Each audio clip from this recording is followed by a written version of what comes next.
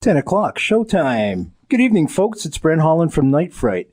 We're continuing with our JFK Assassination Month, and tonight we've got something very special for you.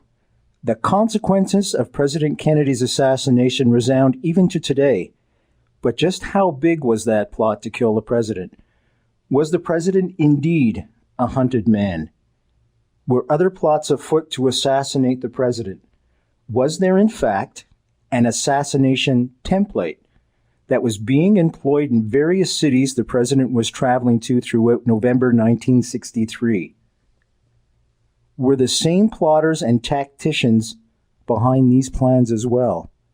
Tonight, JFK author and researcher James DiEugenio is here to discuss a plot that has gone largely unnoticed. A plot with so many parallels to Dallas that it is beyond consequence and it is beyond coincidence and is eerily ominous to what would be successful only 2 weeks later in Dealey Plaza. Tonight, we will be discussing the Chicago plot. Tonight, it's the JFK assassination on Night Fright with special guest James DiEugenio. Oh, and by the way, folks, all the rumors you've ever heard about the assassination are true.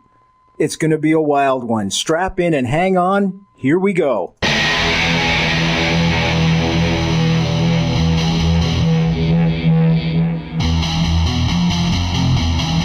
There is a time to question. There is a time for answers. There is a time to challenge. There is a time to speculate. There is a time for change. There is a time for truth. The time is now.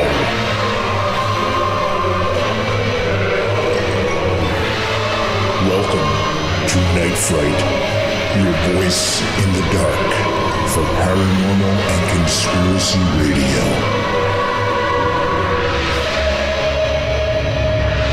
And now your host, Brent Holland.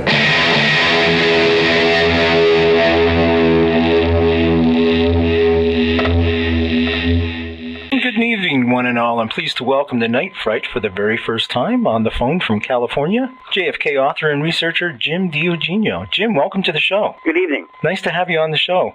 Thank you. We're in the middle of a snowstorm here in Sudbury. And, okay.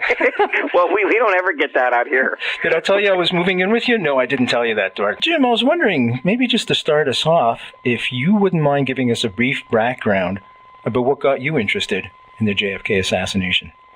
All right. Well, let's see.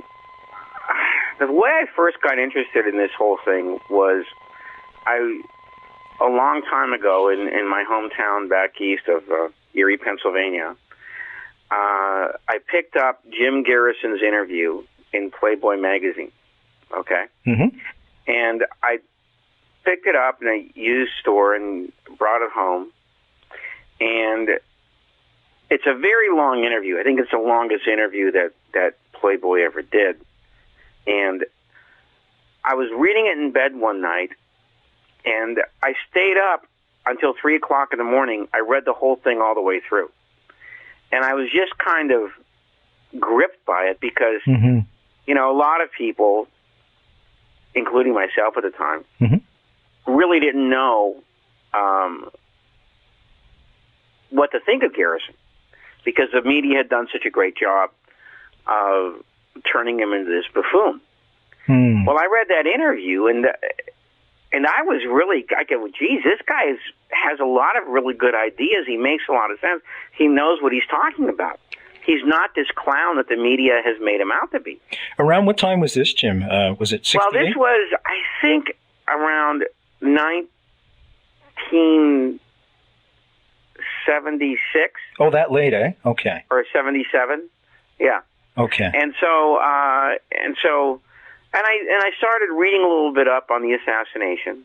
Okay, and then later on, when I went to film school, I was thinking of doing a screenplay.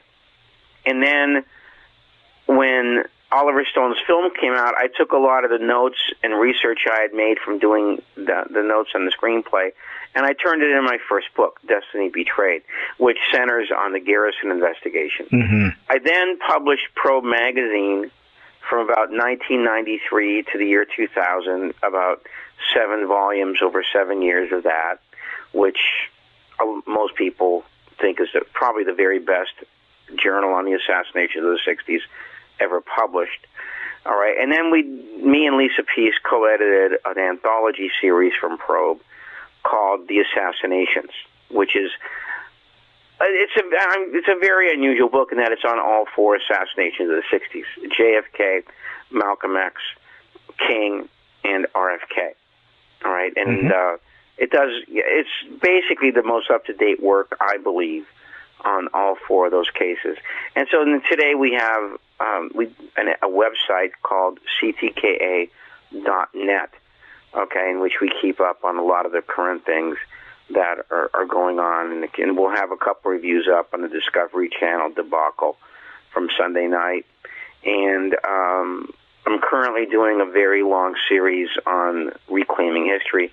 Vincent Bugliosi's 2,600-page apologia, for the Warren Commission, which HBO has threatened to make a mini-series out of. So currently that's what I'm at work on. You mentioned Jim Garrison. Jim Garrison was the only prosecutor, he was a New Orleans prosecutor, to bring a trial against a fellow by the name of Clay Shaw. He was the only fellow to bring any type of prosecution in the murder of John F. Kennedy, and that took place around 67, 68. If you want a really good chronology of that, an overview, if you will, I would suggest you watch Oliver Stone's film JFK. It's a masterpiece. The main character in it is played by Kevin Costner, and Kevin Costner walks us through the Jim Garrison trial. Also, Jim, I know you contributed to the DVD version of JFK. Right, yeah. Oliver, because Oliver took such a pasting on the movie, he wanted me to do a essay on the new documents that were released by the Assassinations Record Review Board. That was the agency of government that was created out of the controversy surrounding JFK. Because at the end of the movie, of course, he put that famous title up that the files of the House Select Committee on Assassinations are sealed until the year 2029. And so because of that, Congress passed a law saying that the federal government had to go ahead and unleash all the documents that they had been holding all these years.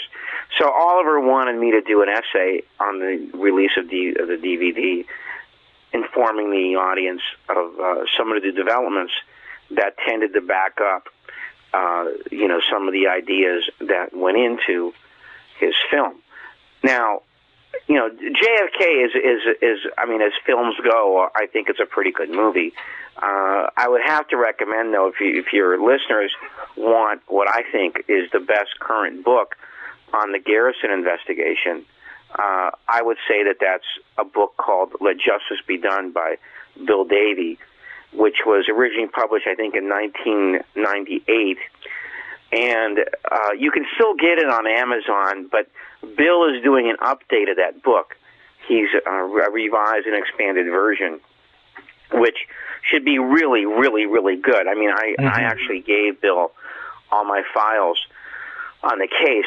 Okay, I sent them to him last summer, and he's doing a revised and expanded version of Let Justice Be Done. I think that is currently the very best book on the J. I actually used it for my presentation in Oliver's film. Okay, and if people want to see that, that's just rent the DVD, folks, and it's on the second DVD under the extras and the specials and all that. Also, well, actually, they came out with a new version. Oh, let's talk about that.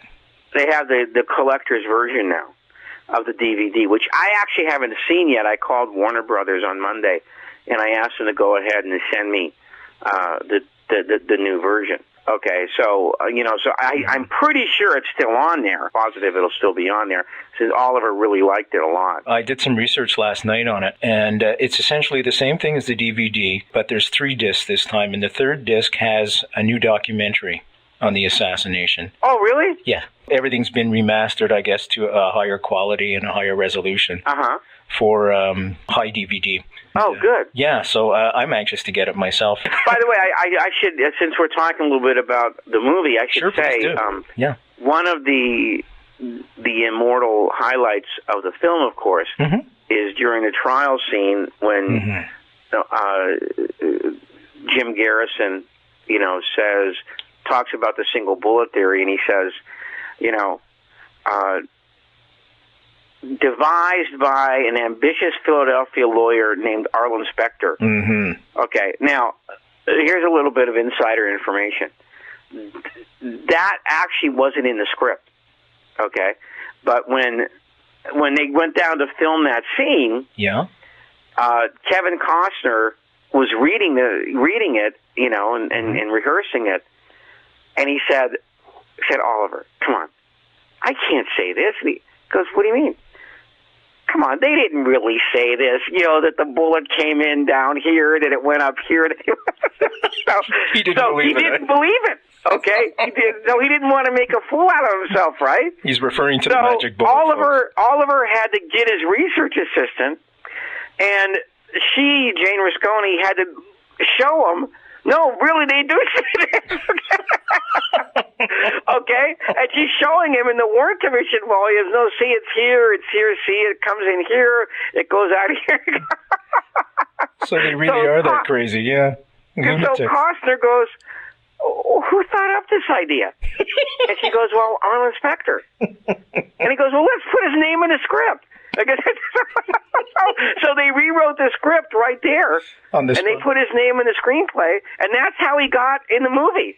You're listening to Night Fright, Wednesdays from 3 to 5 in the afternoon, and from 10 until midnight at night. Your voice in the dark for paranormal and conspiracy radio. And now your host, Brent Holland. That's incredible. And it was all kinds of controversy over that, too. I heard he was thinking about suing Costner. Yeah, well, he couldn't have sued him because he would have lost. Because he said it. Because you can't libel somebody if you tell the truth. That's right. That's exactly right. That's true. Yeah. So everything they said about the single bullet theory is pretty much dead on. Crazy. So you can't really sue somebody over that. Do you want to tell the folks a little bit about the single bullet for people that aren't aware? It's also called the magic bullet. You may have heard of that before too. Okay. So all right. Now this is of course the keystone of the Warren Commission. Okay. Without the single bullet theory, Keystone Cops. There's a conspiracy, and the Warren Commission is basically a pile of dust. Well, I think it's a pile of dust anyway, but but it's the basis of as Cyril Weck called it, it's the sine qua non of the Warren Commission volumes. Okay, it basically says this: that Oswald, firing from the 6th floor window of the Texas School Book Depository, got off 3 shots in 6 seconds with a manual bolt-action rifle. Now, a manual bolt-action rifle means simply this, that it's not an automatic rifle and it's not a semi-automatic rifle. Those 2 rifles, you squeeze a trigger, you get off a shot. Well, on a manual bolt-action rifle, you have to jam up the chamber that holds the bullet in, pull it back, eject the shell from the bullet you just fired, and then push it back up and pull it forward again to insert the new bullet from the magazine, which is inserted into the bottom of the rifle. Okay, that's a manual bolt-action rifle. All right? And so the Warren Commission says that Oswald got off 3 of these things in 6 seconds at a moving target, a target moving away from him, all right, on a downward angle at a range of anywhere, I think the shortest one is about 80-some feet, to a maximum range of about 275 feet. All right, and he got 2 out of 3 direct hits, that is, head and shoulder area of JFK. The one shot that he missed, kind of weird though, because that one shot he missed by 200 feet. It was almost it was almost on a separate block, okay, to a guy near the underpass. James Teague, a guy named James Teague. Okay, now, The problem with the single bullet, and that's just the beginning of the problems with the single bullet theory. The manifold problems with the single bullet theory is not just the speed and the accuracy, although that's very, very difficult. Almost literally no one has ever been able to duplicate what Oswald did, and the problem with that, of course, is that Oswald was not a very good marksman. He was actually a kind of, average to below average marksman. While on the other hand, the guys that they sent out to try and duplicate this were some of the greatest riflemen that the Army could ever get, and they had trouble doing it, okay? And in fact, to my knowledge, nobody has actually ever duplicated what Oswald did, okay? All right, which is getting 2 out of 3 shots in 6 seconds with that kind of rifle, et cetera, all the way down the line. But then, of course, there's the other problems. The horizontal and vertical trajectory lines in this shot, because Oswald's supposed to be firing down at an angle at JFK, but yet the shot that hit JFK in the back has what the House Select Committee called an abrasion collar around it, which means that there's a circular ring around it which indicates the directionality from which the shot came. The House Select Committee said that the abrasion collar on this indicates an upward angle. Now think about that for a while. How could Oswald, firing down from the 60 feet up, how could the bullet going through air, not hitting anything, somehow come in at an upward angle? It's very, very hard to believe. And so what they do is, of course, they gyrate JFK's body in all these different directions to try and make him look like he can sustain this shot coming in. But the problem is, if you look at the Zapruder film, where he's supposed to be hit by this shot in the back, which is going to be right before he goes behind the sign, he's not in that position at any possible stretch of the imagination. He's sitting bolt upright. He's sitting almost bolt upright. So how could he be in a position to deflect that abrasion collar and make it into an upward angle? Okay, so that's one problem, okay? Then, of course, there's the placement of this back wound, okay? Gerald Ford, one of the 7 guys on the Warren Commission, understood that this was going to be a serious problem, okay? Because if you look at the testimony and you look at the holes in JFK's shirt and sport coat, okay, actual suit jacket, excuse me. It's okay. It does not look like it's possible because it's about anywhere from 4 to 6 inches down from the shoulder line. Okay? So how could that bullet, which is supposed to be being shot at a downward angle, how could that exit his throat? Okay? Impossible. All right, yeah, if it's coming in at a downward angle. Now, of course, if it's an upward angle, it's possible, but then the positioning of JFK is completely wrong. To actually sustain the angle that's supposed to be coming in at an upward angle, it's not. Okay? So then you have to believe, of course, that this bullet coming in at downward angle suddenly goes upward and exits his throat. But the problem with that, of course, if it's going upwards, how could it hit John Conley in the right side of his back? Sitting right in front of JFK. Sitting almost right in front of him. Okay? Then, of course, you have to, so in other words, it's coming, I almost hate to say this because today nobody knows in what direction it's coming.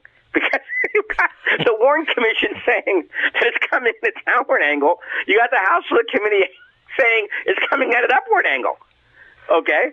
So you really don't know. I would say most people think it's coming in at a downward angle. Okay? Then it has to go up to exit his throat. Then it has to flatten and to go into Conley's right back. Then to go over and hit his right wrist, which is shattered. Okay?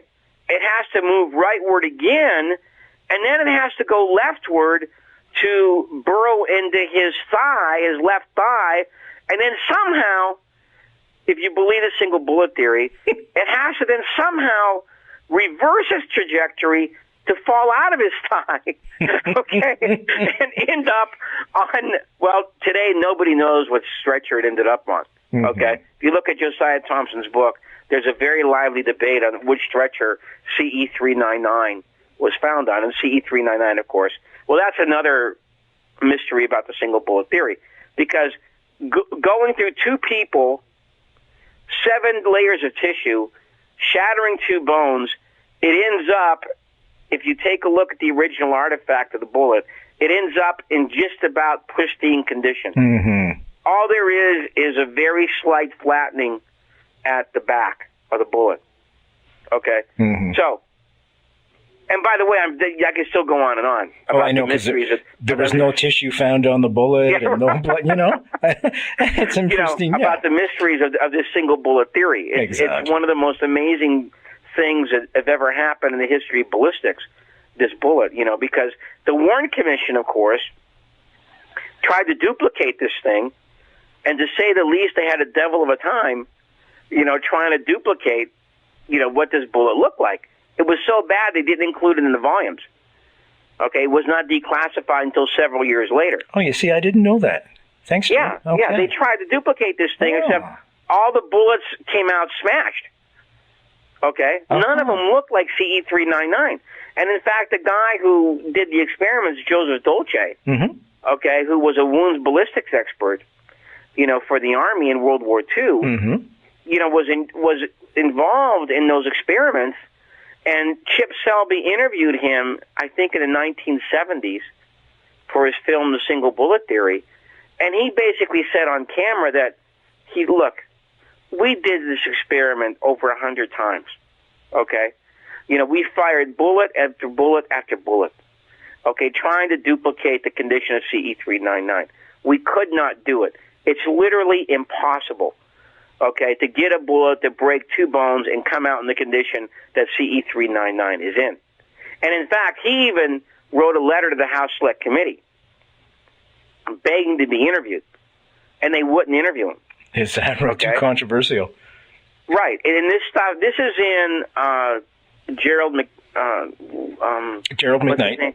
Yeah, Gerald McKnight's book, Breach of Trust. That's right, yeah. Okay. And he talks about this. And the implication, of course, is that Dolce wanted to spill the beans about how Arlen Specter dummied up his report. Okay? Because evidently his original report was even worse than the one he submitted to the Warren Commission, which didn't get published, of course. Okay? So you got the guy who basically ran the experiment saying it can't be done. That's good enough for me. For me, too. Okay, yeah. Okay. So the single bullet theory is... See, the other odd thing about the single bullet theory, of course, is that if you actually look at the CE-399, the original photographs of it, there doesn't seem to be any missing mass from the bullet. At all. Okay, in other words, it's pretty much intact. But yet you have all these particles that were either taken out, of Connolly and Kennedy, or were still in the bodies, of Connolly and Kennedy. So it would seem to me that there's too much missing from the bullet for that to be the bullet. You're listening to Night Fright, Wednesdays from 3 to 5 in the afternoon, and from 10 until midnight at night. Your voice in the dark for paranormal and conspiracy radio. And now your host, Brent Holland. Exactly. That's always mystified me, too. The fragments from the bullet that caused the damage in Kennedy and also caused the damage in Connolly were summed up to be more than the amount that was missing from the bullet that was claimed, far more, because there was no fragments missing from the bullet that was supposed to have caused this damage. Whole not be more than the sum of its parts. It's impossible. Yeah, right. Okay. So right there, it just blows the commission right out. By the way, here, let me add one more thing. Sure, please do. Yeah. We talk about this one single bullet theory that is so unbelievable. But the Kennedy case actually has 2 magic bullets. Okay? This is a second magic bullet that not too many talk about. And this is the bullet that's supposed to be the headshot.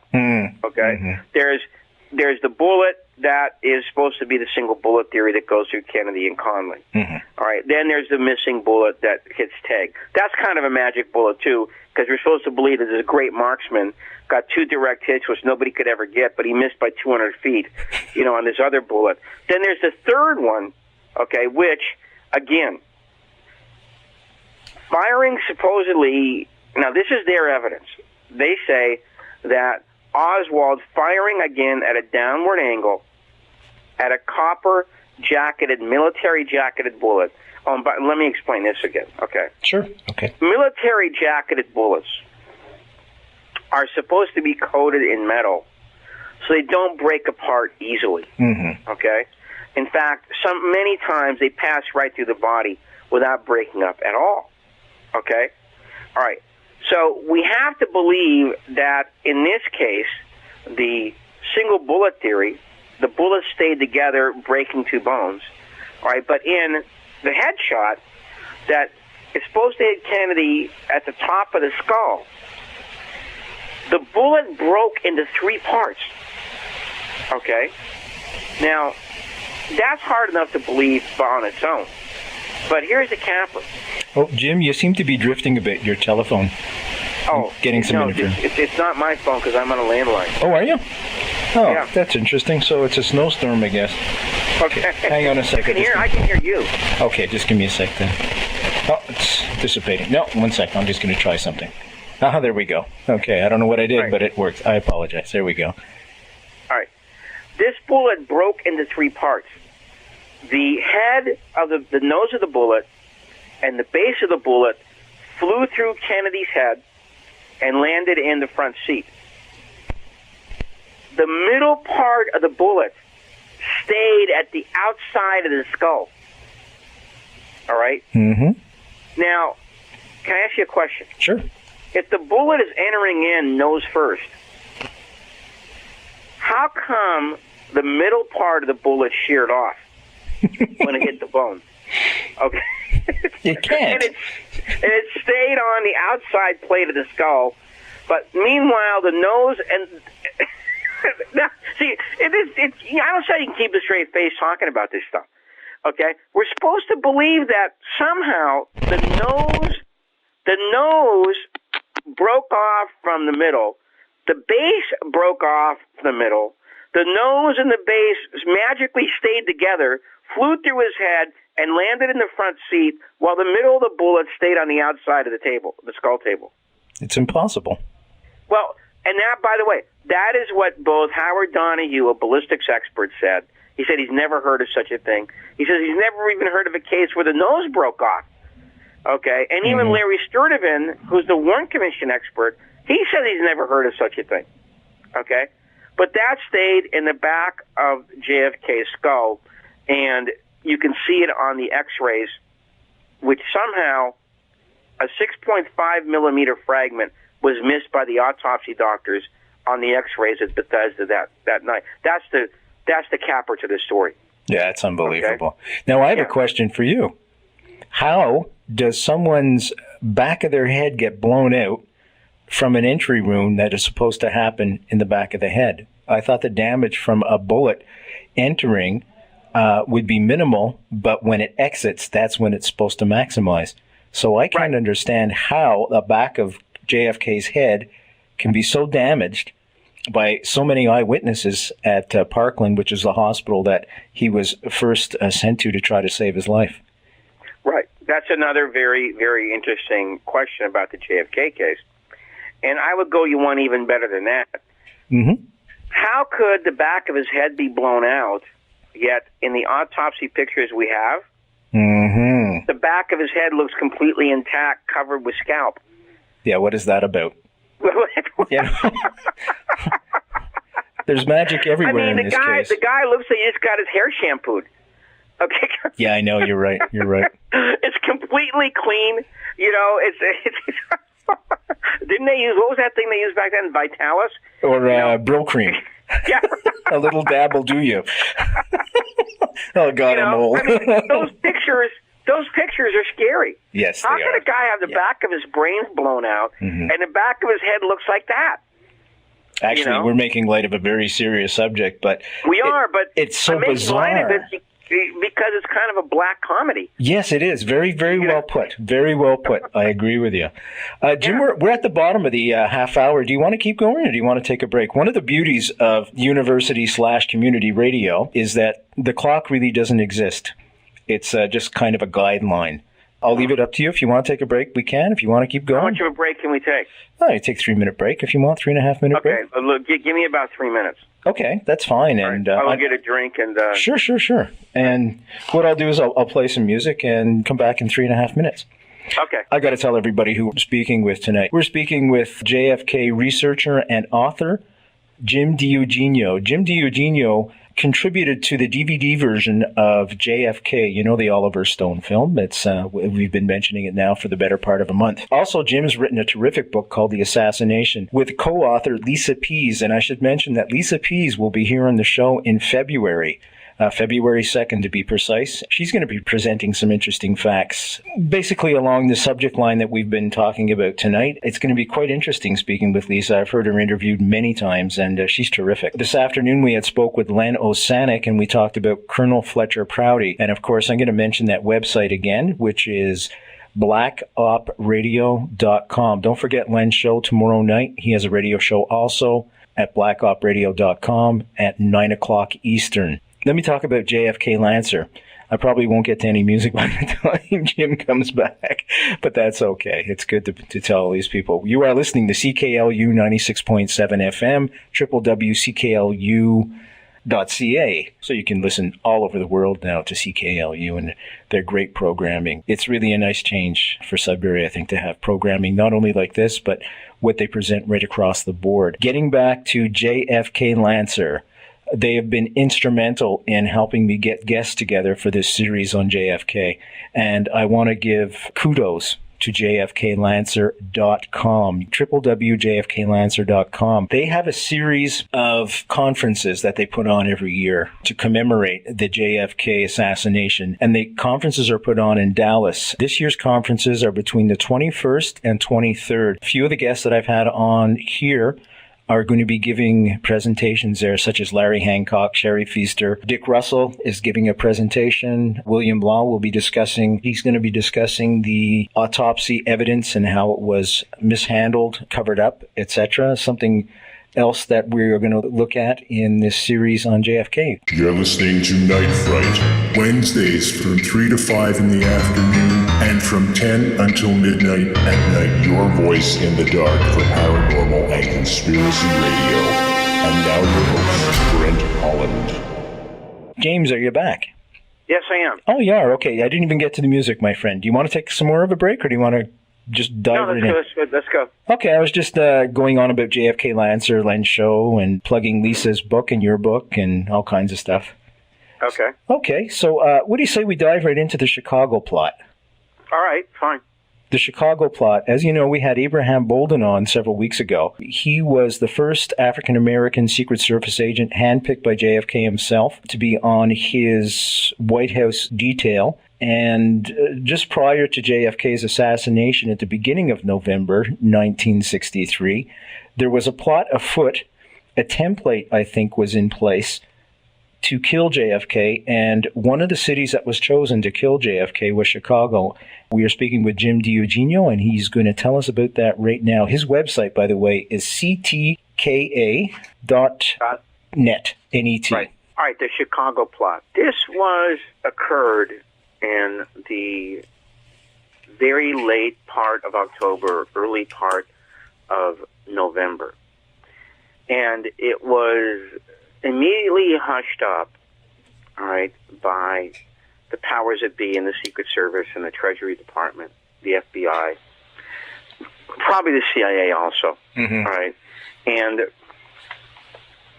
nobody ever really heard about it because the guy who first talked about it, Abraham Bolden, was framed on these phony charges and sent to a prison.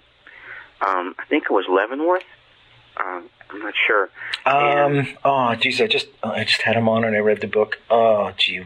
It wasn't. There were several he was sent to. There was three actually. But anyways, go ahead. Yeah. Yeah, there's a famous prison. By the way, it was one of the prisons he was in with Richard K. Snake Gale. They were in the same prison together. Is that right? Yeah. Oh, that part I didn't know. I think it was Springfield, if I'm not mistaken. Okay. Yeah. That might be it. Yeah. Yeah. Right. So then Bolden was in jail, I think, for something like 4 years. Mm-hmm. You know, in which they tried to basically break him, and they harassed his family on the outside, etc. Horrible. What happened? Yes, terrible, terrible ordeal. And then nobody, in fact, I don't think the Chicago plot is even mentioned at all in the Warren Commission volumes. Period. Okay, and then in 1975. A very famous investigative reporter named Edwin Black out of Chicago apparently discovered what had happened.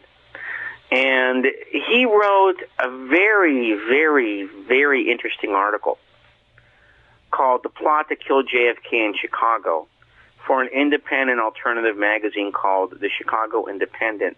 And by the way, if your listeners want to actually read this article, it's on Leno Sanik's website. Right. Yeah, www.blackopradio.com. Right. Okay, and it's on, I think the night I talked about the Chicago plot, he then posted it. Somebody sent it in a PDF file. That's right. I was going to say. Posted on his website. Yeah, you'll be able to find it in the archives, actually. There's very, very few articles from the decade of the 70s that I think are better than Edwin Black's piece on the Chicago plot. What he does is basically he dug into this thing for a period of 8 months and did dozens of interviews, went to 4 different cities, you know, and combed through all kinds of articles and archives. His house was broken into. He was trailed by a DI agent, but he finally got this thing out. It's a long but very, very interesting piece. The amazing thing about the Chicago plot, once everything is said and done. Well, I should also recommend Jim Douglas's book, JFK and the Unspeakable. He has a good section on the Chicago plot. He did some follow-up research on it. This is what's so amazing about the Chicago plot. Number one, the guy who was framed to be the patsy very much resembles Lee Harvey Oswald. He even has 3 names, Thomas Arthur Valet. Okay? And like Oswald, this guy was a former Marine. Okay? Like Oswald, he was stationed in Japan. Like Oswald, he had been associated with anti-Castro Cuban exiles. And he had been training them for the CIA. Okay? In this case, it was Long Island, New York. All right? And like Oswald, he was leaving from the place where he was associated with the anti-Castro Cuban exiles and moving back to his hometown, just like Oswald had been associated with the anti-Castro Cuban exiles in New Orleans in the summer of 1963, was moving back to his hometown in the Texas area. All right? Now, another interesting factor, all right?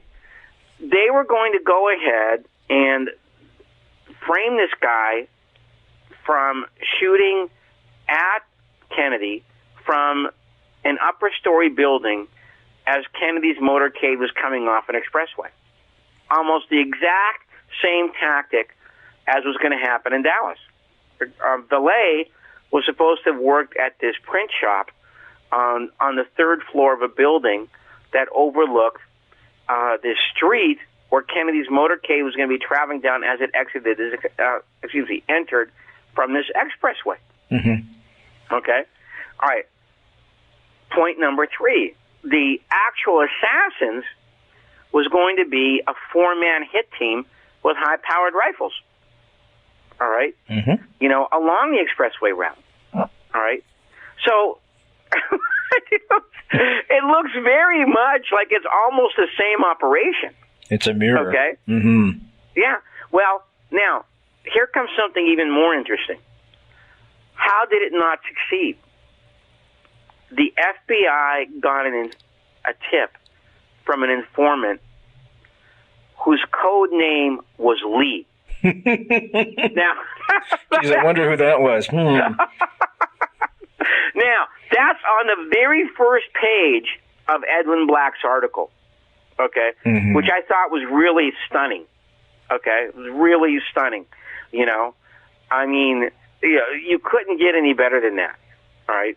Now, but of course, Vincent Bugliosi doesn't tell the reader about that in his book, okay, when he discusses the Chicago plot. All right, now, when the tip comes in, the FBI basically hands off the case to the Secret Service, all right? They get another tip from a landlady who has these 4 guys with these rifles moved into an apartment, and there's a map of JFK's motorcade route that she saw. Okay, so that's a second tip. So then the Secret Service then springs into action. All right, they manage to go ahead and get 2 of the hitman team, and they go ahead and they arrest Valet on a total pretext, like not turning his turn signal, okay, et cetera, on a freeway ramp. All right, and so they get him off the streets. All right, they can't find the other 2 guys, but Kennedy decides to go ahead and call off his trip to Chicago. Probably the pretext was the overthrow of the Dem regime in Vietnam, but it was probably because of this threat, you know, to his life in Chicago. Now, that's interesting in and of itself. But what's even more interesting, of course, is what happened to Abraham Bolden. All right, he noted that the thing was being all hushed up. They were giving oral reports to the secretary in the office. All the briefing books were being turned in. All right, he thought that was the wrong thing to do. Okay, you know, so he goes on when he tells his wife, he goes, you know something? I have a really funny feeling about what's going to happen to President Kennedy. Okay? Well, of course, sure enough, he's killed in Dallas, almost the same tactical operation, you know, as was in Chicago. And they frame it on this guy named Oswald, who resembles a profile of Thomas Arthur Valet, you know. And then the Warren Commission gets started up. Bolden goes into Washington for some special training. He tries to call J. Lee Rankin. I think he actually did call him, didn't he? You're listening to Night Fright, Wednesdays from 3 to 5 in the afternoon and from 10 until midnight at night. Your voice in the dark for paranormal and conspiracy radio. And now your host, Brent Holland. No, he didn't. He was in a phone booth. He was trying to call him for the Warren Commission, and there was another Secret Service agent beside him in an adjacent phone booth. In the days, folks, for you younger kids, we never had cell phones till a few years ago, and there used to be phone booths everywhere where you could just drop a dime in and make a phone call. Abraham Bolden, there'd be a guy right next to you in another booth. Yeah. Exactly. Maybe sometimes there was 3 or 4 in a line. Abraham put his money in, and you always used to hear a cha-ching.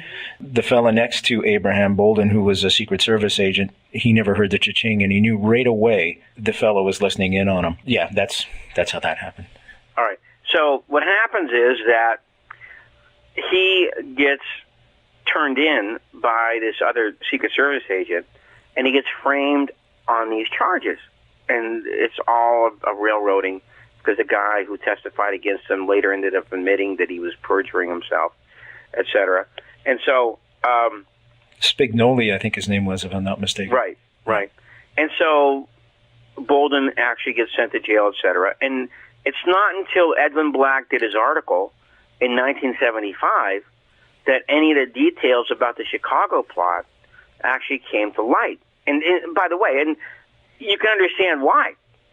Because nobody wanted to tell the world that, wait a second, the Secret Service saw this very same thing in Chicago, and they couldn't prevent it from happening the second time around. Red flag. You know, yeah. What the heck is going on?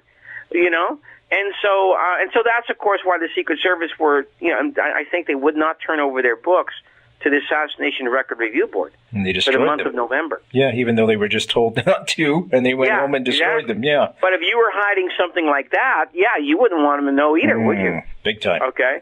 And so the Chicago plot, like I said, through the work of Edwin Black and through the work of Jim Douglas, I think today, you know, is one of the most important pieces of the puzzle that we know about.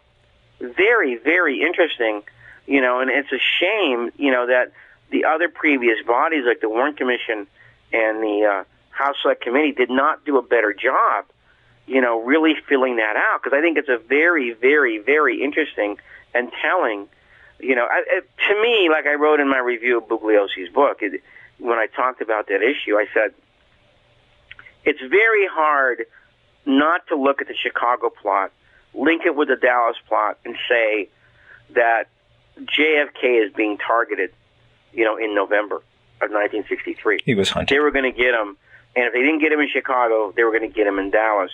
And if they didn't get him in Chicago, they would learn from their mistakes, and they'd do it better. I think one of the improvements that they made with Oswald is the fact of Oswald's peculiar intelligence status, that of an undercover agent, lent him to have, they would have more control over him than they would over somebody like Valet. Okay? Because Valet, I don't think, was not an undercover agent. He was just basically a mercenary. So they could control Oswald a lot better. And also the idea of his cover being that of a Pinko sympathizer, of a red, that was a really perfect cover, to turn the plot on the communists, which was the original, that was going to be the original cover story, that Oswald did this because of his communist sympathies. That's right. Okay. So, the Chicago plot today, I think, is very, very important and interesting, and I could see why they would want to keep it covered up. Thank God for, Edwin Black and Jim Douglas, who did such a really good job, uncovering a lot of the details about what happened. It's a very, very fascinating story.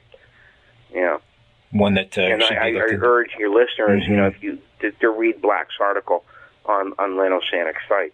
www.blackopradio.com. That template that was in place in Chicago and then in Dallas, if they had have missed in Dallas, I was always curious, and I wanted to ask someone like yourself and to know, was there another city that you may feel he may have been targeted in if they missed in Dallas? I don't know. I don't know. I mean, in my opinion, they weren't going to miss in Dallas. They basically pulled out all the stops.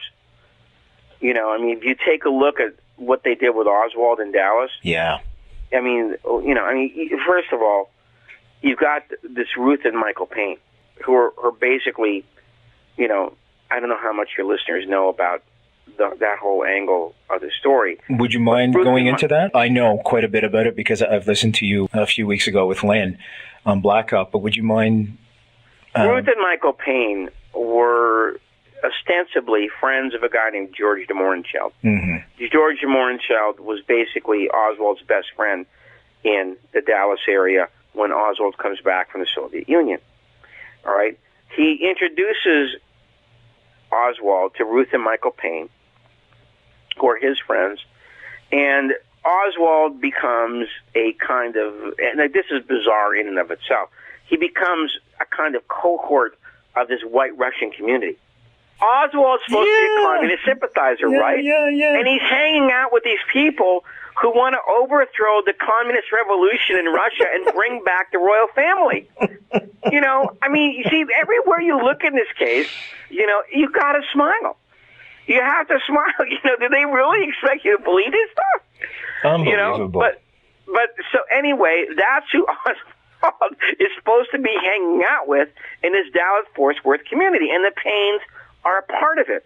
All right? Now, Ruth Payne's objective from the very beginning seems to have been to separate Oswald from his wife, because she immediately befriends Marina Oswald, and her excuse was she wanted to take Russian lessons from Marina. All right? and so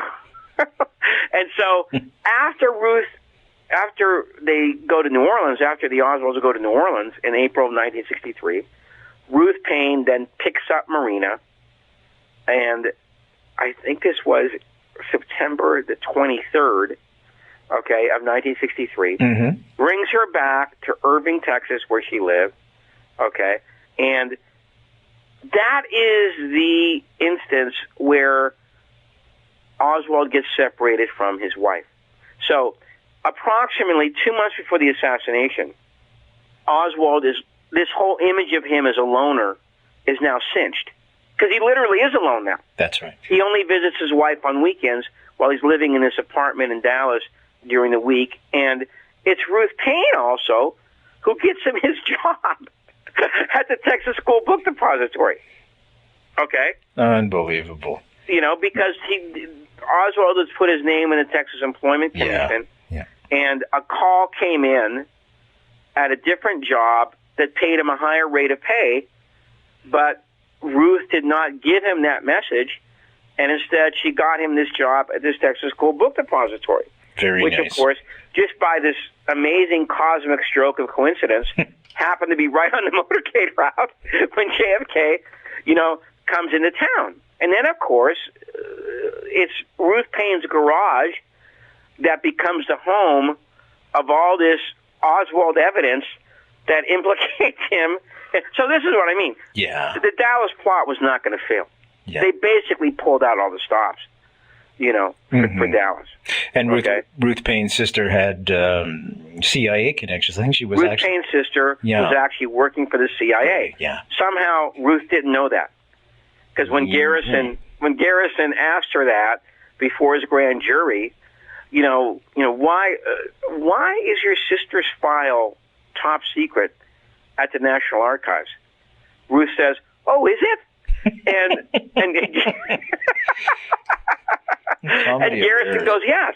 And he goes, "Do you have any idea of why they would want to keep it top secret?" He goes, "Oh, no, I have no idea.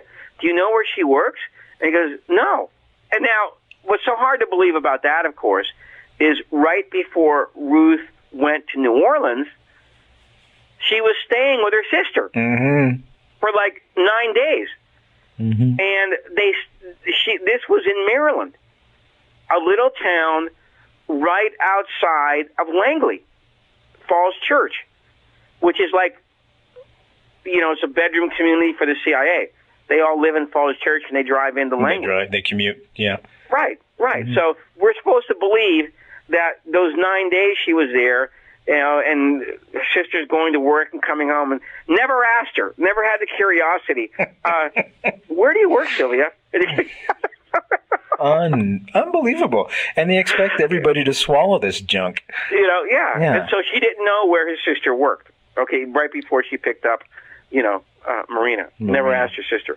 Okay, and then, of course, like I said, it's her place that becomes a home of all this Oswald evidence, and then she's told the police when they got there, "Oh, we've been expecting you."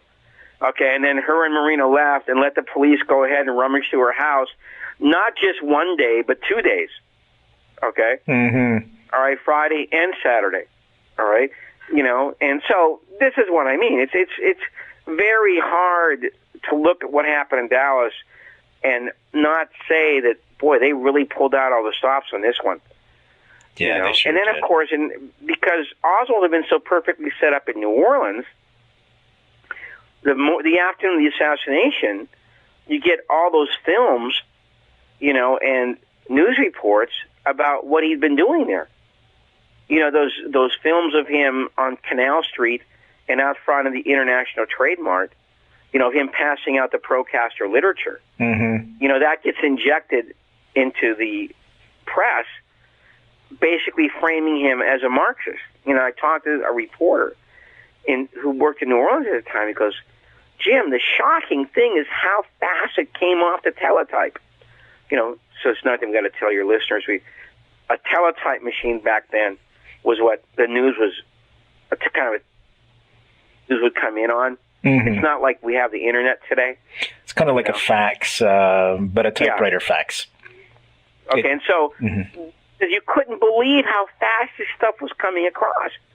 About Oswald and defection to the Soviet Union, gets back into the United States, tries to denounce his citizenship, arrested in New Orleans for this brawl he got into with these anti-Castro Cubans and all this other stuff, it was incredible. So by the afternoon, by, I don't know, let's say 4 o'clock in the afternoon, 5 o'clock, in the public eye, they've got this whole cover story out about Oswald being this communist. And nobody ever bothered to look and say, wait a minute, why was he the only member of this fair play for Cuba committee? Why was he the only member of this fair play? Why did he have stamped on one of his flyers 544 Camp Street? Why would he be working out of Guy Bannister's office? Why would he put that on this Corliss Lamont flyer? So nobody ever bothered to look beyond, or say, wait a second, why was he hanging out with George Morgenscheld? George Morgenscheld was a white Russian. His family lost a fortune in the Soviet Union, the former Russia, of the Soviet. So nobody ever bothered to look at that, because that cover story got out so fast. And then, of course, the Warren Commission did everything they could, to cover all this stuff up. I was reading somewhere, too, you mentioned the cover story got out so fast. Apparently the guy that released the cover story, David Phillips, main CIA guy, every time he wanted to release something, he would give it to this guy to release to the press. He was a press guy himself. Yeah, right. He worked out of Miami, okay? Oh, God, what was his name? Yeah, I can't think of it either. And I can't even remember the book. He was a famous CIA asset. Yes. A friend of David Phillips. He actually did the same thing with the Allende overthrow. Oh, did he? Yeah. Oh, that's he actually okay. worked in the same function with the overthrow of Salvador Allende in Chile. Okay? So, yeah, I know exactly who you're talking about. And it was this guy who, well, we can't say for sure, but it certainly lends the appearance that Phillips got his cover story out about Oswald through this CIA asset. Okay, and by the way, I'm almost positive that this guy actually had to testify before the Church Committee about what he actually was doing, for the CIA during the whole Allende overthrow. And of course, I think most people know today that Phillips actually was one of the top planners of that coup in Chile. There's a very good book about that called A Death in Washington by Donald Freed, okay? And it details Phillips' role in the whole Allende coup, okay? That was written by Donald Freed and Fred Landis. And there's a lot, and I mean a lot, of really good information in that book about Phillips, okay? So, yeah, and this guy's name is mentioned in that book. Yeah, so, yeah, that's the guy, I believe, who Phillips probably designated to get out the initial cover story, about Oswald. And Phillips would have known the perfect cover story because, of course, there's Phillips's associations with Oswald you've got in New Orleans. Exactly, and on, yeah. Yeah, because Phillips and Howard Hunt were in charge of the whole CRC in New Orleans. And then, of course, the meeting that's testified by Antonio Veciana, where he met Phillips and Oswald in Dallas. And then there's the whole thing about Oswald in Mexico City, which you could spend about 5 hours on. Okay, so Phillips, of course, would be very familiar with all those aspects of the Oswald story and know exactly, what he would want out there, to further the whole disguise, and with the media. And of course, I'm sure that was Phillips's forte, was propaganda and psychological operations for the CIA. That's right. Yeah. Right. You're listening to Night Fright, Wednesdays from 3 to 5 in the afternoon, and from 10 until midnight at night. Your voice in the dark for paranormal and conspiracy radio. And now your host, Brent Holland. Folks, tonight we're speaking with Jim DiEugenio. Hal Hendricks. Al Hendricks. Hal Hendricks. That's the guy's name. That's the guy. Okay. Yeah, we couldn't remember it. Okay. I couldn't remember him at all. Yeah, in fact, Lisa wrote about him in the Assassinations. Okay. We were going to talk about Jim Garrison, weren't we? Yes, please. If we could just jump into his trial and who he was, et cetera, et cetera. All right. Okay. Well, let's see. I guess the best way to talk about the Garrison investigation is, I think the first thing you'd probably want to talk about is a guy named David Ferrie. Mm. All right. Mm-hmm. David Ferrie had known Oswald since the mid-50s because Oswald at this time had been in New Orleans and he had joined something called the Civil Air Patrol, all right, which is kind of like an ROTC for high school kids. In Canada, we don't have that. ROTC is kind of a cadet. You know, we have the Air Cadets folks here in Canada, and it's kind of like that, where 15, 16-year-olds would join, and there you go. Right.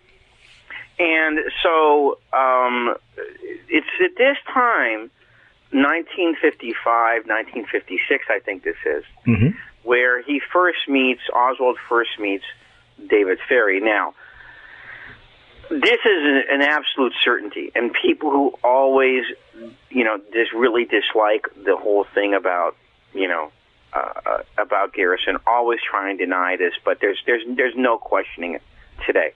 All right, there's even a picture. Okay, I think more than one of this. Yeah, very clear. All right, because then, of course, the question becomes, why? Well, here it is again. Why would a right winger like Ferrie be associating with Oswald? Why would a communist want to join the Civil Air Patrol?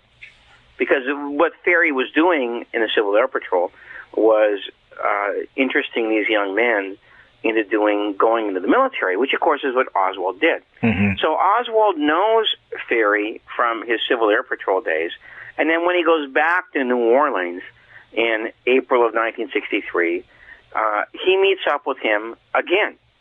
Okay, and so it's this association that Jim Garrison gets tipped off on the weekend of the assassination. Okay, a friend, an assistant DA named Herm Coleman, talks to a guy named Jack Martin, and Jack Martin tells him about this association between David Ferrie and Lee Harvey Oswald. Mm-hmm. And so he tells Garrison about it. Garrison calls in David Ferrie to question him, and Ferrie, as you saw in the film, gives him this incredible cock and bull story about why he drove to Texas.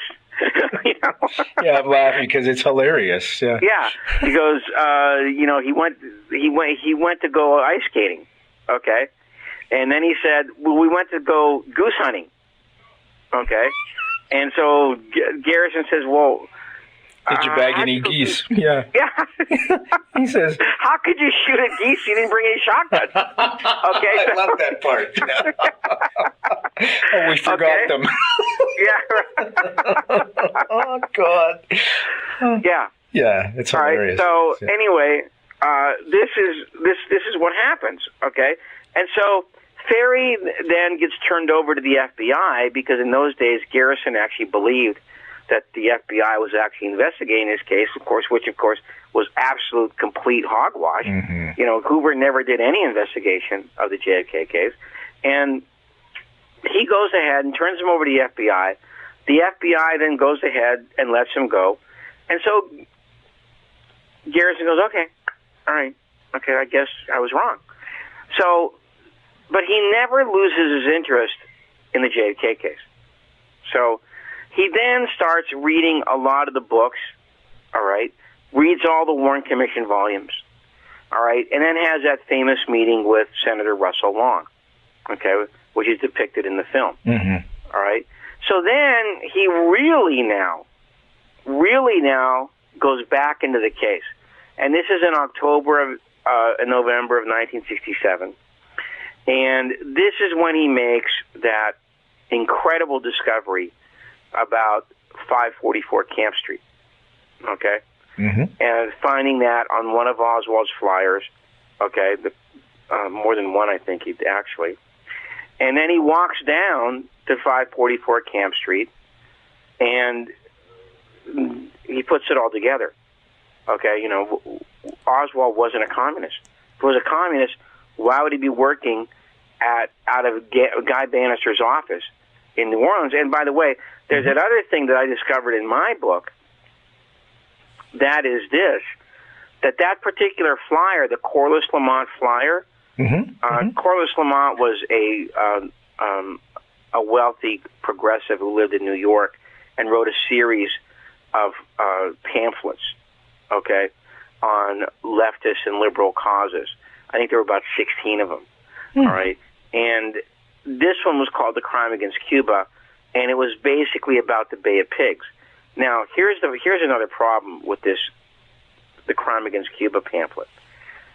The Crime Against Cuba pamphlet was originally published in the summer of 1961, okay? And it went through 4 editions in just 1961, all right? And here's the capper. If you look in the Warren Commission volumes, Oswald had the first edition. Oh, man. So here comes the question. How could Oswald get the first edition of this pamphlet in the summer of 1963 if it was sold out by the summer of 1961?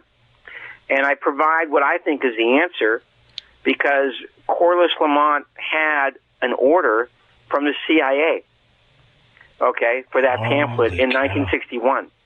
They ordered 15 copies of it. So one solution to that paradox, of course, is that the CIA had it, gave it to Bannister, and Bannister gave it to Oswald. Exactly. Yeah, that's what I would presume. Not knowing that Oswald was going to stamp the 544 Camp Street. You know? You know, I could just see him, you know, when he discovered that. You stupid idiot, what are you doing? Ed Asner plays that very well, that part in the film, actually. Asshole, he goes. All right, man. So when Garrison discovers this whole 544 Camp Street thing, he then begins to track down all the people that were seen at 544 Camp Street. Yeah. You know, and that's people like, in addition to David Ferry, there's also people like Kerry Thornley. There's also people like Sergio Arcacha Smith. That's right. Yeah. You know, and David Lewis and other investigators who work for Bannister. And this leads them into this whole nexus of the CIA and these anti-Castro Cubans, okay, who are working together, you know, in this. Well, first of all, that was the Bay of Pigs. Then it became Operation Mongoose. That's right. Okay. Yeah.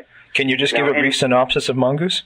Okay. Well, Mongoose was in after the Bay of Pigs, and after the investigation of the Bay of Pigs. Okay, Kennedy okayed this secret war against Cuba, headed by Air Force Colonel Edwin Lansdale, who's really a CIA, although he was ostensibly working in the Air Force. He was really a CIA operative, okay? And so, and this Operation Mongoose was meant to put pressure on the Cuban regime, Castro's regime, so as not to export revolution, you know, into South America, all right? And it went on at its peak for about 8 or 9 months, and then it was shut down after the missile crisis, okay, in October of 1962. It began to be very much lessened, all right? And Kennedy tried to move a lot of those operations offshore, okay? He didn't want them operating off of American because of the deal he had made with Khrushchev. And a lot of his guys, the more liberal people, were not really, you know, they weren't really partaking in it a lot. It was really, the CIA kept up a lot of these operations through their guys, the hard right, you know, former Batista guys that they brought back from Cuba. Okay. And so Garrison discovered all this stuff. Okay. He discovered all this stuff. And of course, this is another thing. what the heck was this communist doing mixed up with all these CIA guys and these anti-Castro Cuban exiles? All right, so this is another thing, of course, that chipped away at, Oswald's image of supposedly being a communist, when in fact, in actuality, he was really working as a CIA agent provocateur and also an informant for the FBI. All right, so these are the discoveries that Garrison makes. All right, and all of this takes place in late 1966, early 1967.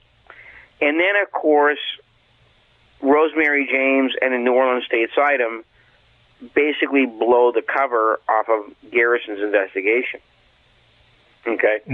And that was probably the beginning of the end, although you could argue that the CIA and the FBI were already onto what Garrison was doing, because they were already sending undercover operatives into his camp. Yeah. To spy on him, to plant microphones in his offices, to go ahead and do everything they possibly could to make sure that whatever progress he was making would be at first surveilled and then subterfuged.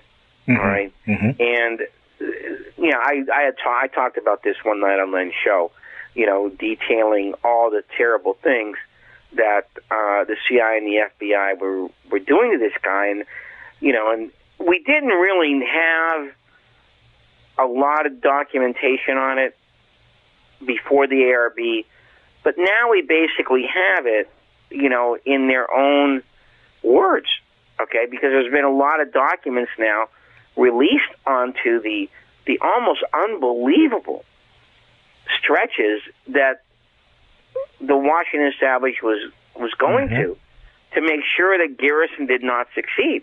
They were basically going to, it just was not going to happen. They were going to pull out all the stops, and whatever they needed, they were going to throw the kitchen sink at this guy, to make sure that he was not successful.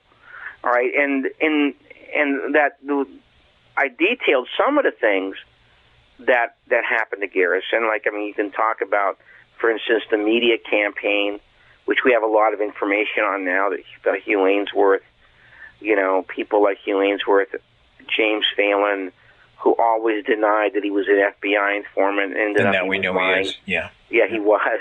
Okay. The things that Walter Sheridan did in association, with the CIA, Rick Townley and his association. And a lot of this is on our website, where we talk about the NBC special. Bill Davey did a nice article for us on the NBC special that Sheridan put together, and some of the tactics that NBC used on that show. Some of it's in his book also. And, and this went all the way to blocking his subpoenas, making sure that he could not get witnesses back in New Orleans who had fled New Orleans. Okay, this meant, like Sergio Arcacha Smith was one who fled to Dallas. Ainsworth actually was instrumental in blocking his investigators from talking to Smith. And then there was Thomas Beckham, who fled to Nebraska. Okay, I forgot and about him. There was Gordon Novell, who fled to Ohio. There was Loran Hall out in California. And the LA Times was actually in on that one. The LA Times actually was in on making sure Loran Hall did not get extradited back to. They did that with the help of Ronald Reagan and Edwin Meese. That's right. Yeah. Yeah, and so so Garrison was being stymied. His office was infiltrated. His office was secretly mic'd. There were tapes. The FBI was taping him and setting up transcripts, sending them to Hoover. We have this because we know the secretary was actually typing up the transcripts of the recordings. All right, this is an article I did for Probe magazine. All right, so there was literally no. And this went, of course, all the way up to the trial. Hugh Ainsworth actually tried to bribe some of the Clinton witnesses. Okay. And I didn't know Clinton. that. I should explain who that is. The Clinton. Yeah, it's witnesses, not Bill Clinton. No, it's not Bill Clinton. Yeah. The Clinton witnesses were people who lived in this small town about 125 miles north of Louisiana, New Orleans, Louisiana, where they cited Clay Shaw, David Ferry, and Lee Harvey Oswald, first in a little town called Jackson, then in a little town about 15 miles east called Clinton, and then Oswald went back to Jackson again, and so there were literally dozens of witnesses who saw all three of them, and these witnesses were very compelling, okay? I mean, very compelling, and they were actually some of the witnesses who testified against Clay Shaw at his trial. All right. Well, Hugh Ainsworth actually went up there and tried to bribe Manchester, the sheriff, okay, into turning on Garrison. All right. Wow, I didn't know that. Yeah. And so these are the kind of things, while we could talk all night about Ainsworth. Yeah. Okay. And so these are the kind of things that the other side went to make sure that Garrison was not going to succeed. And this went, of course, all the way to the trial when the CIA station in New Orleans, led by Hunter Leak, actually went ahead and they moved a teletype machine into the office, and they actually started, monitoring the trial for the CIA. All right, and James Angleton, the counterintelligence chief of the CIA, actually did name traces on the jury witnesses, the jurors who were being interviewed to serve on the trial. Holy cow. Yeah, so why would you do that kind of stuff if you weren't really interested in whether or not, and I'd go even further than that, because as early as 1968, Raymond Roca, who was one of James Angleton's chiefs, was actually calling meetings of what they called the Garrison Group inside CIA headquarters. And they came to the conclusion that unless Garrison was subverted, that Shaw was going to be convicted. We actually have this in their own words now. Okay? And so they went ahead and started sanctioning what they called task forces, okay, in which they were going to go ahead and make sure that this did not happen. All right, and one of the things they did was they sent in propaganda experts in New Orleans, because at the beginning, Garrison was actually getting some good press in New Orleans, especially by the New Orleans State-Sitem. They had a couple of reporters who were actually sympathetic to Garrison. Well, what happened, of course, is once the CIA decided to go into, heavy subversion, those two guys got transferred off the Garrison beat. Okay, I know this for a fact because I interviewed one of them. Oh, is that right? Yeah, they got transferred off the Garrison beat, and if you can believe it, they started covering high school football games. Oh, man. I'm not kidding. I'm not kidding. Okay? Yeah. All right, and so now what happened, of course, is that the CIA began to control the media actually in New Orleans. And by the way, this was no mean feat, because until Garrison took on the Kennedy assassination, he was one of the most popular politicians in Louisiana.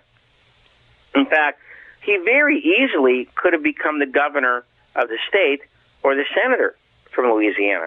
In fact, the governor at the time actually wanted Garrison to run with him as lieutenant governor candidate. All right.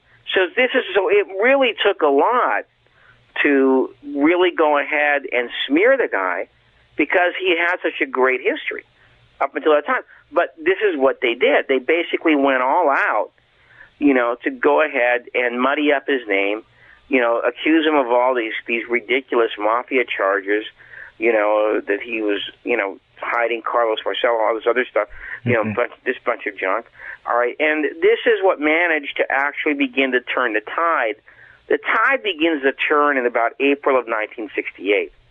Okay, when the local press in New Orleans, led by people like Rosemary James, and others, and WDSU, which was owned by the Stern family, which was an heir to the Sears fortune, Edith and Edgar Stern were good friends of Clay Shaw. Ah. Right? And they basically became the outpost for all of the anti-Garrison stuff. So you had the New Orleans Times-Picayune with Rosemary James, David Chandler, and people like that. And you had the WDSU news station, which, you know, is basically the channel for the TV and the radio stuff that's going to smear Garrison. In fact, right after the trial, if I remember correctly, WDSU did a 1-hour special with, I believe it was Phelan, Ainsworth, and James Kirkwood, the guy who was going to go ahead and write that awful book about Garrison, American Grotesque. Okay? They did a 1-hour special, you know, basically lambasting Garrison, you know, and this so-called debacle of a trial against Clay Shaw, etc. Right? So those are some of the things. I mean, I go on and on and on, literally all night. But see, those are some of the things that were happening. You know, the, let's call it the covert things that were happening to Garrison's investigation, his office, etc. That was meant to go ahead and make sure that Shaw would not be convicted. All right, and they did, and they succeeded. Now I could go in even further with what they did to some of Garrison's witnesses. You're listening to Night Fright, Wednesdays from 3 to 5 in the afternoon, and from 10 until midnight at night. Your voice in the dark for paranormal and conspiracy radio. And now your host, Brent Holland. Go ahead if you want. You can just give a couple of examples. Ainsworth was basically stationed in New Orleans at this time. You know, he's a very strange guy. He's supposed to be working for Newsweek, but the guy over him, Peter Goldman, didn't even know that he was supposed to be the New Orleans Dallas chief at the time. You know, he's supposed to be his boss. He didn't even know that. So obviously somebody inserted Ainsworth into that position. So he's supposed to be the Dallas New Orleans chief, but he's almost all the time in New Orleans. He's almost all the time working directly with the defense team of Clay Shaw, you know, doing all kinds of research, all kinds of work. I've seen the memos, okay? And he would have plants inside of Garrison's office, like, say, for example, you know, one of them, there were literally several of them, you know, but let's say one of them was Gurvich, Bill Gurvich. Bill Gurvich, right. Who Garrison, you know, actually hired for a few months. So he would get information from Gurvich about what Garrison was going to be doing. You know, if he found a new witness, etc., then he would go ahead and write about, you know, what they can do with this witness, what traces they have done on him, if they can. And Ainsworth would actually talk to these people, sometimes even before Garrison got there. Okay, there was a friend of Theory's, a guy living in Denver at the time, an anti-Castro Cuban exile, who I'll never forget about it, because I actually talked to him about this. Ainsworth found out about him, showed up on his apartment door with 2 other guys, okay? You know, and clearly these guys were either FBI guys or CIA guys. They totally briefed him on what Garrison had on him, etc., and told him, you know, smeared Garrison, don't talk to him, etc. All right, and this was a week before Garrison got there. Okay, so this is how tied in Ainsworth was with A, Garrison's office, and B, either the FBI or the CIA, that he could actually get the Garrison's witnesses before Garrison even got to them. Unbelievable. Okay? This is the kind of intelligence network that Ainsworth was working for at the time. All right? And this happened time after time after time. Okay? I can, you know, there's some people that Ainsworth had information on that I myself had never heard of before. Okay? You know, that's how deep into this whole thing Ainsworth was. And then, of course, you get the very suspicious things that were happening to Garrison's witnesses on or about the eve of the Clay Shaw trial, Jim Hicks, for example, is one of the guys who actually got beaten to a pulp. Clyde Johnson actually got shot. Okay? This was a guy who was going to connect Oswald with Shaw. One of the guys who was going to connect Oswald with Shaw. Okay? Habekorst. Aloysius Habekorst, the guy who actually testified that Shaw admitted that his nickname was Bertrand, his alias was Bertrand, the booking agent. Okay? Habekorst almost got run over by a truck. Oh, I didn't know. Okay, as he was going into the courtroom, and there's a famous picture of him in my book where he has these sunglasses on. I asked his wife why he had the sunglasses on. He said because it was covering a black eye. Oh. Okay, because he got almost run over by a truck the day before. Okay, so see, these are the kind of things that were being done to Garrison's witnesses. He couldn't protect them because of these forces, that were at work, and through Ainsworth was one of the nexuses for it. So was James Phelan, to a lesser extent, But these are the kind of things that, and of course, what NBC did. NBC, of course, turned many of the witnesses that Garrison had early in his investigation, and basically scared the hell out of them so that they would not end up testifying. I actually interviewed one of those guys too. Oh, please do tell that story. He told me that this is one of the guys who said that he had seen Shaw with Oswald. Okay. His name was Leemans, Fred Leemans. He said that somehow, after Garrison interviewed him, that he started getting these anonymous phone calls about threatening. I guess he had some kind of bar in the outskirts of New Orleans that they were going to send in the IRS to start looking at the records, of this bar, and they were threatening to shut him down. Okay, and this is exactly what happened. Okay, they threatened to shut down his business enterprise unless he cooperated, with NBC, and so he ended up calling. I think it was either Walter Sheridan or Aaron Cohn. Aaron Cohn was another guy working with the FBI, not ostensibly, but undercover. And so he did an interview knocking Garrison, for NBC. And then he later said that he was basically told, that unless he did this, they were going to go after his business.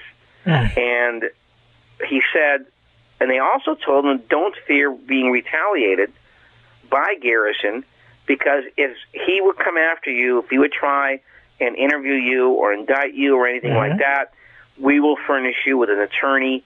You call me any time of the day or night, and I will get you a lawyer. And, of course, we found out also that the CIA was furnishing lawyers to all these guys. Unbelievable. Okay. They were blackmailing witnesses. Right. Okay, and then they would furnish them with a lawyer so they would not fear being charged by Garrison, for, whatever, for lying to or whatever, and of course, in the real world, when you get away from the Kennedy assassination, this is called witness intimidation. This is called witness tampering. It's called obstruction of justice. Okay, and these are all chargeable crimes. Okay, in the real world. If you try to do this in a real case, you'd be in jail. Okay? But because this was a Kennedy case, because it was Jim Garrison, people actually try and defend some of these things, or else they just don't talk about them. They just don't want to talk about it. Okay? So anyway, these are the kind of things that we managed to, through these files, these new ARB files, we managed to actually discover about, the real ugly side, of what happened to Garrison. All right. And some of the stuff, of course, we're never going to know simply because so much of Garrison's stuff has disappeared. Because one of the things that these people did is by sending these infiltrators into his office, like, for example, Bill Boxley, Tom Bethel, etc., these guys made off with many of Garrison's files that we're never going to see. So what we have today of Garrison's files, which they came basically from the Garrison family plus the New Orleans district attorney down there, Harry Connick. The ARB had to, go in there and almost sue to get those files. We have, I would say, from what I've been able to put together,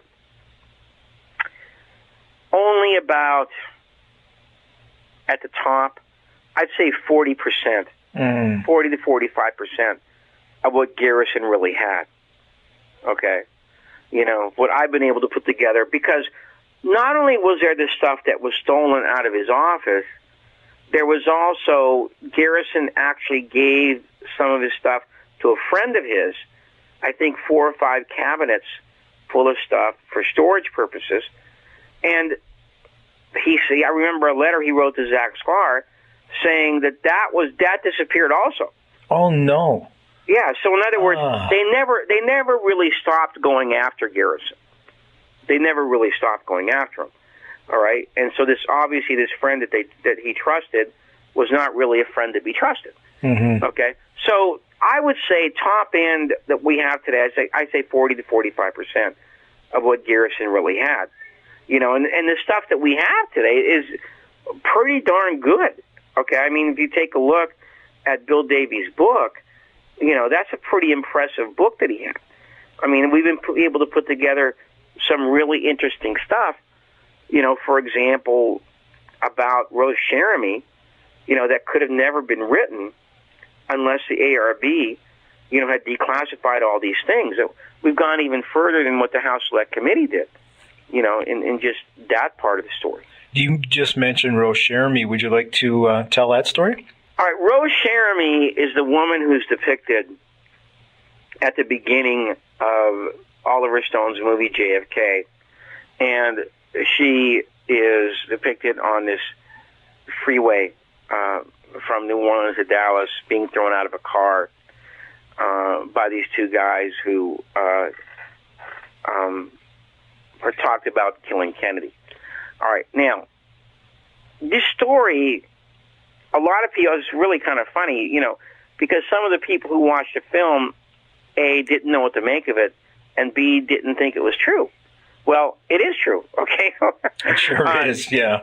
Yeah, Rose Jeremy had been associated with these 2 guys who were doing a drug deal, okay, going from New Orleans to Dallas.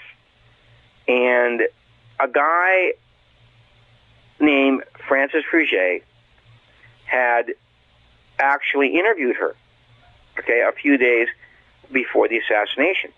She was a drug addict who was going through withdrawal symptoms when she started talking about this stuff. And so Francis Fruget was a police officer. State trooper. Yeah. So he came down to this hospital, and they were going to escort her to another hospital, okay? And he drove her there. And she started talking about the Kennedy assassination. Now, this is a few days before the Kennedy assassination, remember? Mm-hmm. Okay? 2 days. And he dismissed it all, as being, she's just, so she's just making this stuff up, etc. So he took it all with his giant grain of salt, etc. So then, of course, Kennedy's November killed. 22nd, 1963, okay, he just about jumps out of his seat, okay, he says, wait a minute, he goes, what's going on here? All right, this woman was basically predicting this stuff, all right? And so he goes back, and she starts filling him in, on the whole story about how she had driven with these 2 guys, to this place called the Silver Spur, all right, how she'd been thrown out, okay, how they had talked about killing Kennedy, about this drug deal that, they were going to do, all right? And so the incredible part of the story is that she actually said that Oswald knew Ruby, okay? That's one of the more incredible parts of the story.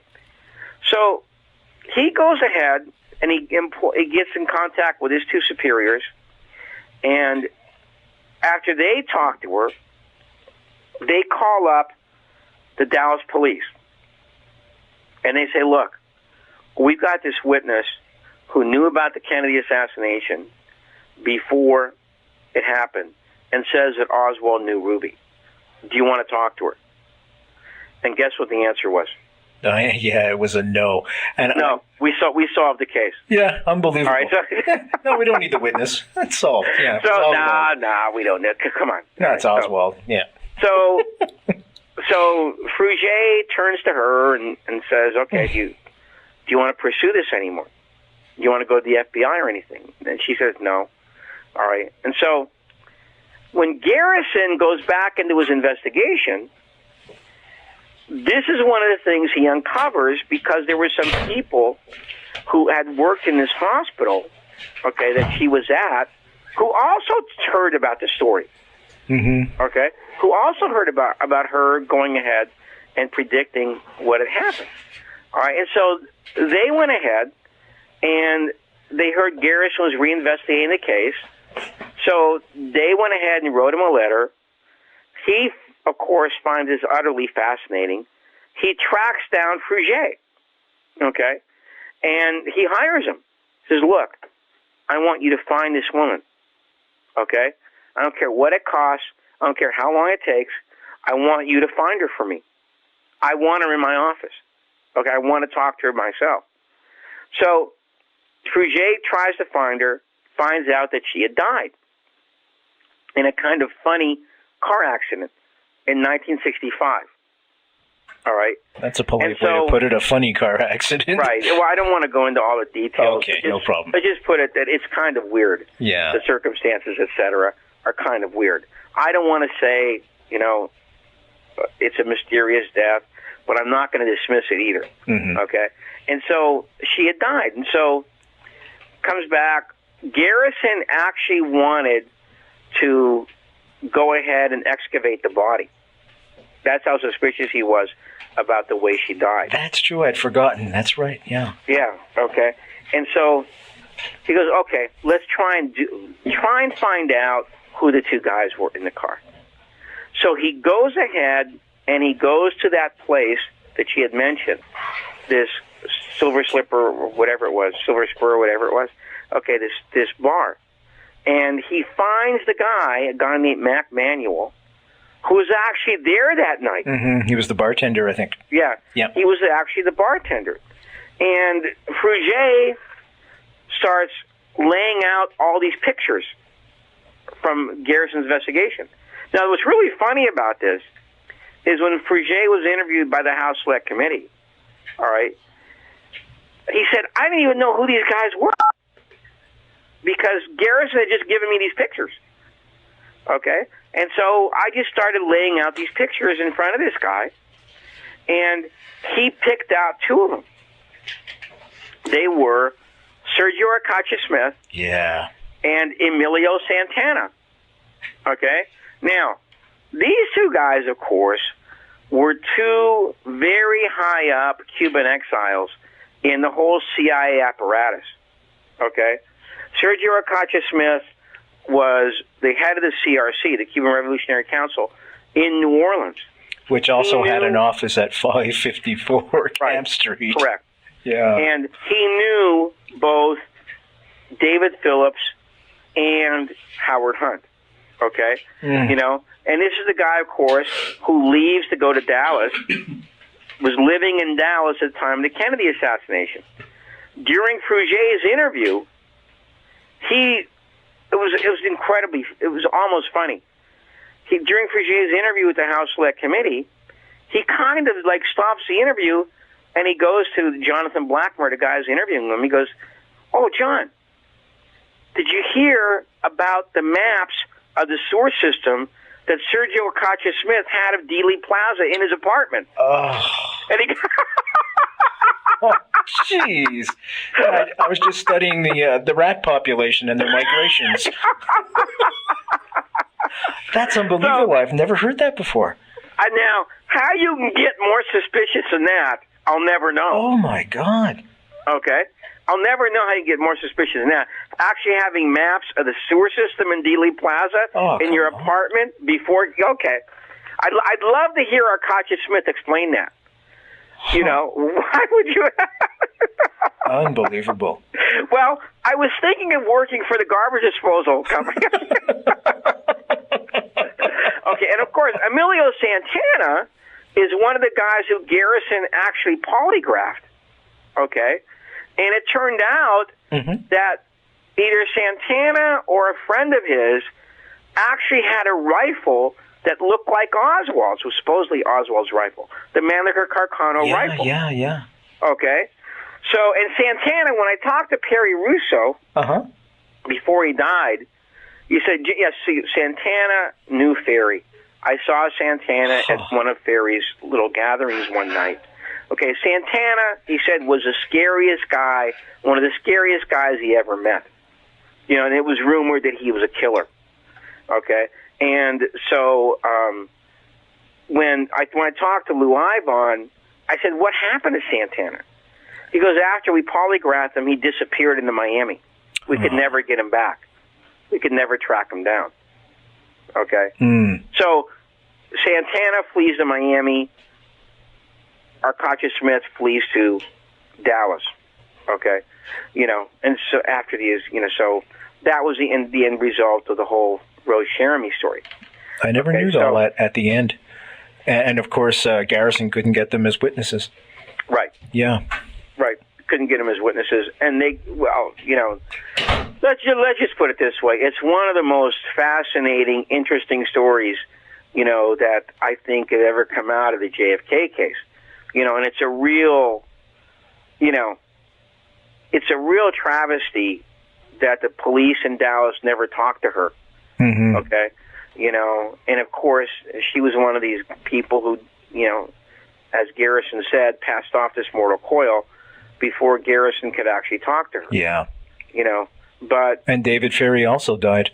Right. Well, that's another one. You know, David Ferry dies in February of 1967, you know, right after the Rosemary James story comes out. All right? And so, you know, and Bannister died in 1964, I think. Okay, Heart attack, so they say. Yeah. Yeah, well, yeah. So you had, you know, those are three people who died like 1964, 1965, 1967. Ferry, of course, you could literally go on and on about that one. You know, the guy leaves 2 unsigned suicide notes, you know, in his... 2 typed unsigned serious suicide notes in his apartment. Okay? Well, there's a whole story there, too. Have you ever read the book, Dr. Mary's Monkeys? Yes. Monkey, yes, I have. Okay, so you know where that goes, too. Fascinating book by Ed Haslam. You mentioned Ed Lansdale before, too, and this afternoon, Len and I were talking about the fact that Colonel Prouty identifies him in Dealey Plaza. That's pretty chilling. Well, I wouldn't say identifies him, says that, you know, he resembles that guy, you know, from the back of his head, you know. But it's true that Lansdale, from what I understand, at the time around the assassination, is actually in Texas. Okay. That's right. Yeah, he was. Yeah, and well, here's another one. I think a week or 2 before the assassination, Alan Dulles was in Texas. Was he really? Yeah. Huh. Yeah. Okay, and of course, and there's also Mary Bancroft. Mary Bancroft was Alan Dulles' girlfriend, who was the best of friends with Ruth Payne's mom. No, excuse me, Michael Payne's mom. Okay. You know, and so that, I think that is really, really interesting, that Alan Dulles was in Dallas right around the time of the assassination, and his girlfriend, Mary Bancroft, not just his girlfriend, but she actually worked for him as a spy.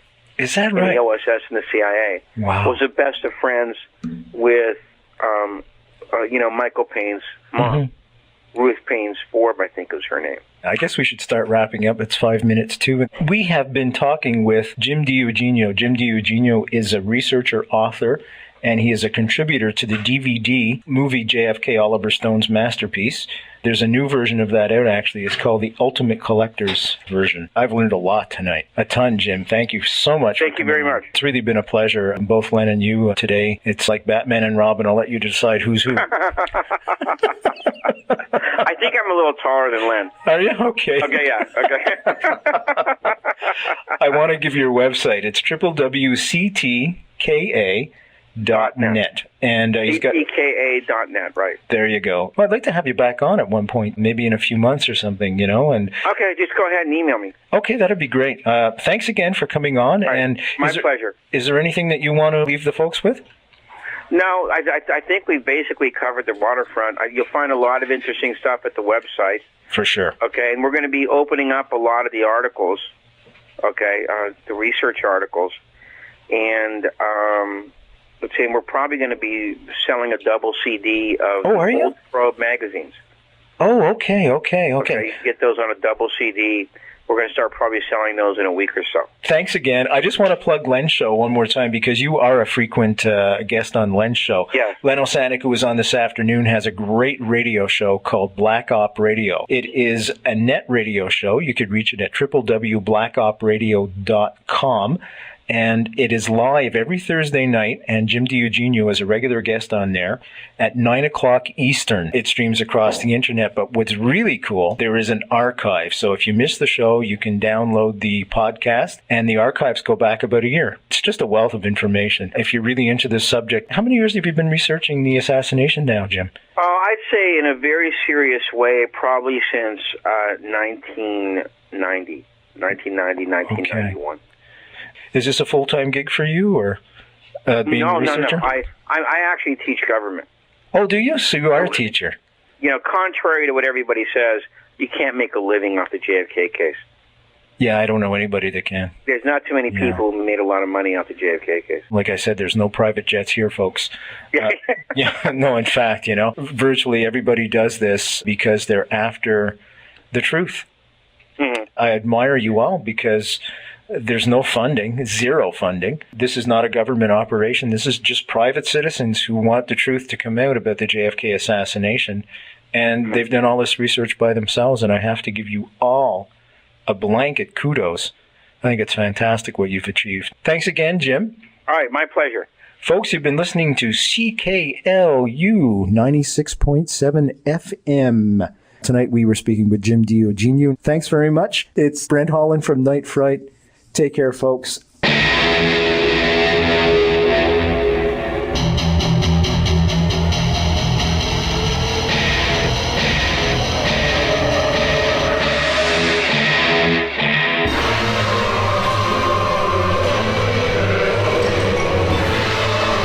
Listening to Night Fright, Wednesday nights from 10 to midnight on CKLU 96.7 FM.